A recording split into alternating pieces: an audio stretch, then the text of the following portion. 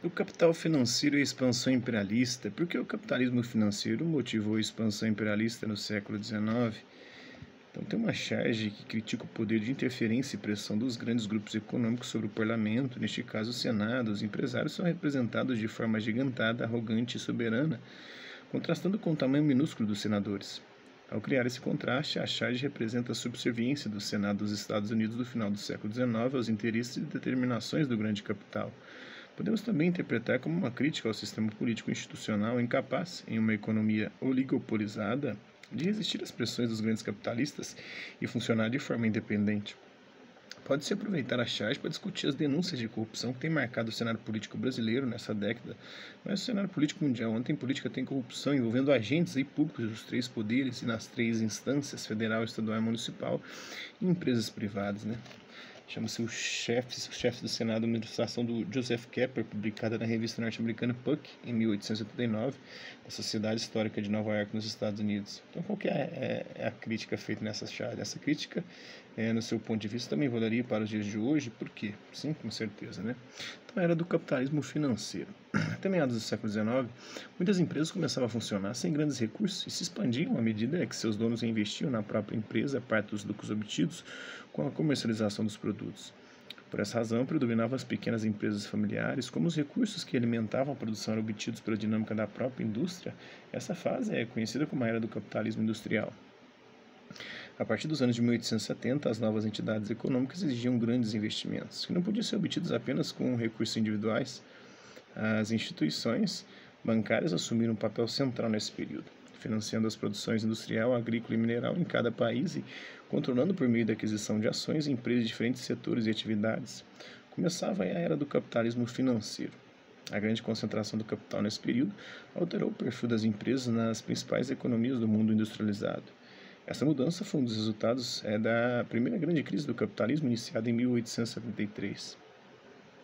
Em um contexto de grandes dificuldades, pequenas empresas foram eliminadas, enquanto as mais fortes criaram formas de associação visando combater a concorrência e aumentar os lucros.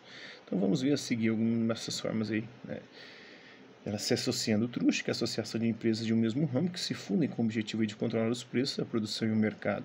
Tem o cartel, que é o agrupamento de empresas independentes que estabelecem acordos ocasionais com o propósito de dividir o mercado e combater os concorrentes. E holding, né? Que é a empresa que controla uma série de outras empresas do mesmo ramo ou de setores diferentes mediante a posse majoritária das ações dessas empresas. Então, as organizações empresariais promoveram uma imensa concentração de capital nas mãos de grupos econômicos, os chamados oligopólios, em prejuízo das pequenas empresas e da livre concorrência. Esse processo deu origem às transnacionais, que são grandes corporações empresariais com filiais em diversos países. A expansão colonial capitalista. Entre 1880 e 1914, as grandes potências capitalistas dividiram entre si a maior parte das terras do planeta. Com isso, foi inaugurada uma nova fase do capitalismo, chamada de imperialismo ou neocolonialismo, ou seja, o novo colonialismo, para diferenciá-lo da expansão colonial iniciada no século XV, na época das grandes navegações. Primeiramente, Grã-Bretanha e França, depois Alemanha, Bélgica e Itália foram as protagonistas desse processo de expansão colonial em terras da África e da Ásia. Também participaram dessa expansão a Rússia, em partes da Eurásia, os Estados Unidos, na América Latina, as Filipinas e o Japão, na China e na Coreia. A nova fase de expansão colonial ampliou e aprofundou o processo de universalização da cultura europeia, iniciado no século XV, executado por meio da força ou da atuação de professores, missionários, exploradores e do aparato administrativo criado nas colônias. Os fatores da expansão imperialista. A expansão imperialista foi motivada por fatores econômicos, políticos, sociais e culturais que se interligavam. Fatores econômicos, a concorrência entre as potências mundiais, as levou a ampliar os investimentos em tecnologias para diminuir os custos de produção, reduzindo a oferta de empregos, a produção de mercadorias cresceu, enquanto o mercado consumidor, afetado pelo desemprego e pelos baixos salários, não era capaz de absorvê-las. O resultado foi uma grave crise econômica entre 1873 e 1896, marcada pela falência de empresas e pela queda generalizada dos preços.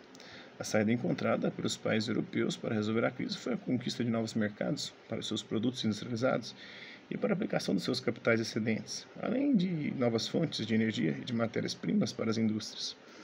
Fatores políticos e sociais, os governos europeus utilizaram a conquista de colônias Com propaganda política, a expansão do poderio nacional por meio da obtenção de colônias serviu para despertar na população orgulho patriótico e obter apoio dela aos governos das potências imperialistas. Para isso, também era necessário transferir para as áreas coloniais a mão de obra ociosa na Europa, minimizando as tensões sociais e enfraquecendo o movimento operário. Fatores culturais. No período foi disseminada a ideia de que o homem branco deveria levar aos povos considerados atrasados as conquistas da ciência e da indústria, ou seja, da civilização europeia. No pensamento racista eurocêntrico da época, a colonização tinha uma missão civilizadora.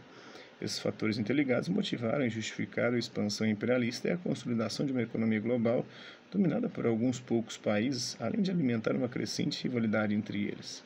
Então, os efeitos da nova civilização em tríplice, capa do jornal francês Le Petit Journal, de 1911, no pensamento racista e eurocêntrico da época, a colonização era vista como uma missão civilizadora.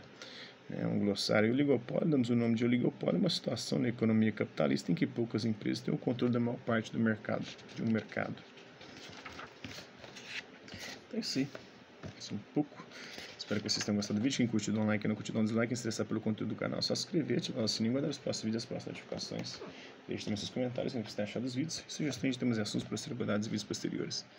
E colabora com o nosso canal, compartilhe os nossos vídeos e ajude-nos a chegar no número de pessoas possíveis. Eu gostaria de agradecer aos mais de 4 mil inscritos no nosso canal.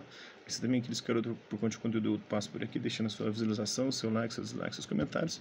E aqueles que compartilham os nossos vídeos, compartilhem o nosso canal, seja aqui nas plataformas do YouTube ou outras redes sociais. Mas é isso aí. Hasta la vista, babies. E até a próxima.